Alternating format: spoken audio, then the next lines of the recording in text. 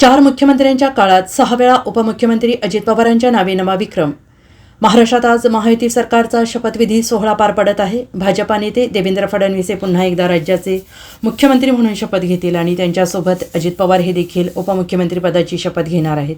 अद्याप एकनाथ शिंदे यांच्याकडून अधिकृत भूमिका जाहीर झाली नाही, मात्र ते देखील उपमुख्यमंत्री म्हणून शपथ घेतील अशी शिवसेनेतील सूत्रांची माहिती आहे.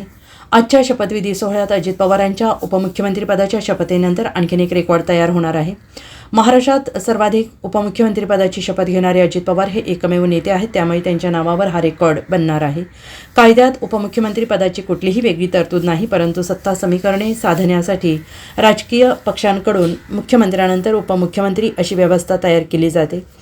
मुख्यमंत्र्यांच्या कॅबिनेट मंत्रालय असणाऱ्या नेत्याला उपमुख्यमंत्रीपद सोपवलं जातं. सध्या देशातील 14 राज्यात 23 उपमुख्यमंत्री आहेत. देशातील पहिले उपमुख्यमंत्री म्हणून अनुग्रह नारायण सिन्हा यांचं नाव समोर येतं. स्वातंत्र्यानंतर जुलै 1957 साली बिहारच्या उपमुख्यमंत्रीपदी अनुग्रह सिन्हा होते. त्यानंतर 1967 साली कर्पूरी ठाकूर हे बिहारचे दुसरे उपमुख्यमंत्री बनले होते. Bureau report, SBN Marathi, Mumbai.